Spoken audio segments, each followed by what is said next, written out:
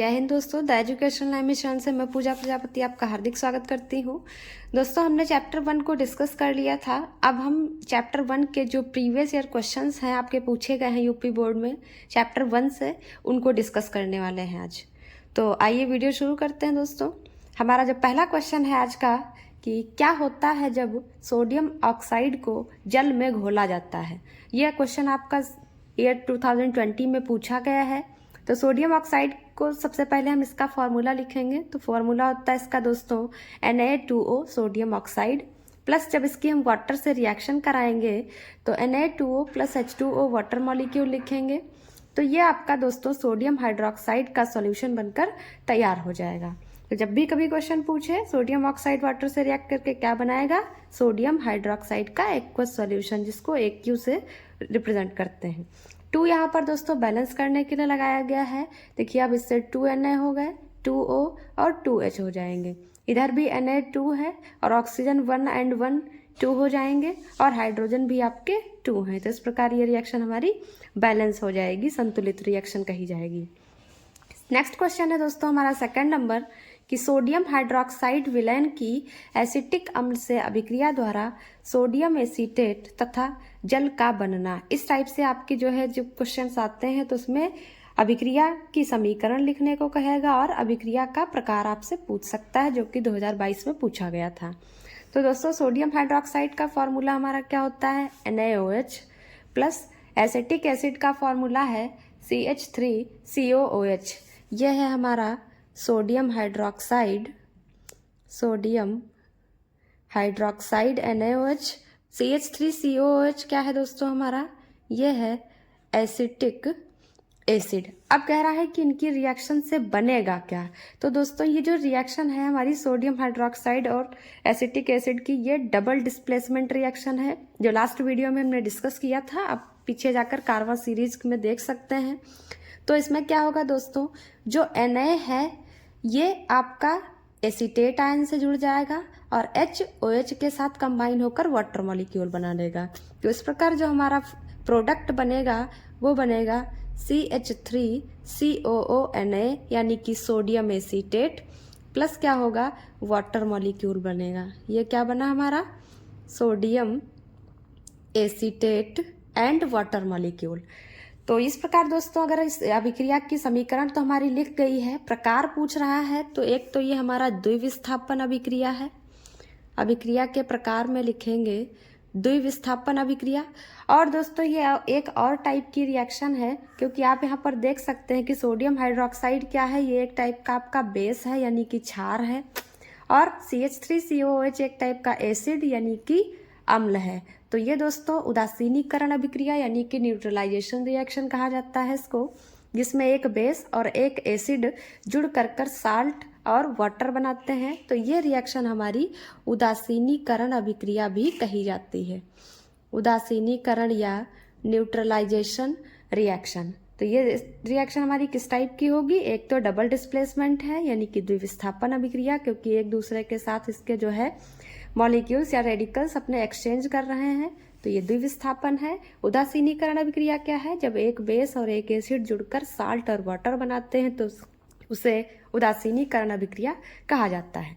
Next जो question है दोस्तों हमारा वह क्या है कि संयोजन अभिक्रिया किसे कहते हैं। अब अगर संयोजन अभिक्रिया की बात करें तो संयोजन का मतलब दोस्तों है कंबाइन, यानी कि लास्ट वीडियो में हमने आपको एक कॉम्बिनेशन रिएक्शन पढ़ाई थी। कॉम्बिनेशन रिएक्शन में क्या होता है कि 2 या 2 से अधिक रिएक्टेंट जुड़कर एक प्रोडक्ट बनाते हैं तो उसे कॉम्बिनेशन रिएक्शन कहा जाता है। तो संयोजन अभिक्रिया किसे कहते हैं पूछ रहा है, जब 2 या 2 से अधिक अभिकारक यानी कि रिएक्टेंट जुड़कर एक उत्पाद यानी कि प्रोडक्ट बनाते हैं, उत्पाद बनाते हैं तो उसे संयोजन अभिक्रिया कहा जाता है, संयोजन अभिक्रिया कहा जाता है। अब दोस्तों कोई भी रिएक्शन आपसे पूछता है तो केमिस्ट्री में उसको आप लिखने के साथ साथ उसकी रिएक्शन भी जरूर लिखेंगे, अब एक संयोजन अभिक्रिया का हम एग्जाम्पल लिख लेते हैं, जैसे कि Fe यानी कि आयरन सॉलिड स्टेट में है प्लस सल्फर भी आपका सॉलिड स्टेट में है, तो ये बन जाएगा दोस्तों FeS यानी कि आयरन सल्फाइड, ये भी आपका सॉलिड फॉर्म में होगा। तो Fe सॉलिड फॉर्म में प्लस सल्फर सॉलिड फॉर्म में, ये दोनों अभिकारक हो जाएंगे रिएक्टेंट, और जुड़कर क्या बनाएंगे, ये आयरन सल्फाइड FeS बनाएंगे। ऐसे ही दोस्तों नेक्स्ट क्वेश्चन हमारा है वियोजन अभिक्रिया। वियोजन अभिक्रिया का मतलब है डीकम्पोजिशन रिएक्शन। इसमें क्या होता है दोस्तों, एक प्रोडक्ट जो होता है, मतलब एक रिएक्टेंट टूटकर दो या दो से ज़्यादा प्रोडक्ट बनाएगा। तो ऐसा कह सकते हैं कि संयोजन अभिक्रिया के ये जस्ट अपोजिट होती है वियोजन अभिक्रिया, जिसमें एक ऐसी अभिक्रिया जिसमें एक अभिकारक टूटकर दो या अधिक उत्पाद बनाता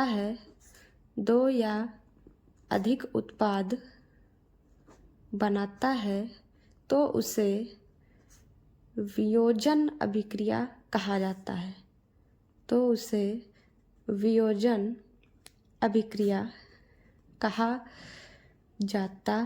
है। ये लास्ट वीडियो में भी हमने डिस्कस किया था, आप डिटेल में जा कर के उसको देख सकते हैं।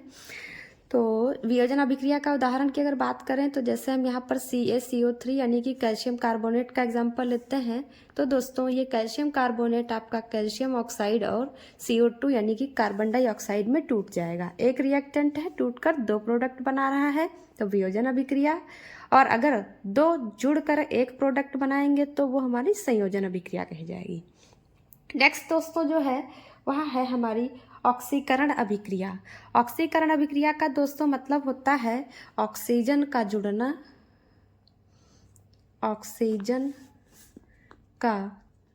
जुड़ना और हाइड्रोजन का रिमूव होना, ये हमारी ऑक्सीकरण अभिक्रिया कही जाती है। ऑक्सीकरण अभिक्रिया का एग्जाम्पल देखें अगर दोस्तों, तो N2 जैसे नाइट्रोजन है और ऑक्सीजन है, जुड़कर क्या बनाते हैं आपका नाइट्रोजन ऑक्साइड यानी कि नाइट्रस ऑक्साइड बनाते हैं, नाइट्रस ऑक्साइड। तो देखिए दोस्तों यहाँ पर नाइट्रोजन से ऑक्सीजन जुड़ा तो नाइट्रोजन का ऑक्साइड बना यानी कि नाइट्रस ऑक्साइड। तो ये हमारा ऑक्सीकरण अभिक्रिया का प्रकार था। तो दोस्तों इस वीडियो में आज के लिए हमारे इतने ही क्वेश्चंस हैं जो भी आपके फर्स्ट चैप्टर से पूछे गए हैं, प्रीवियस ईयर क्वेश्चंस। अब इसके बाद दोस्तों हम नेक्स्ट चैप्टर को डिस्कस करेंगे, चैप्टर नंबर 2। आपको फर्स्ट चैप्टर में कोई भी डाउट हो तो प्लीज़ कमेंट करें, लाइक करें, शेयर करें, अपने दोस्तों को भी शेयर करें। जैसा आपको लगे वीडियो प्लीज़ एक बार रिव्यू ज़रूर दें अपना। Thank you so much, thanks for watching.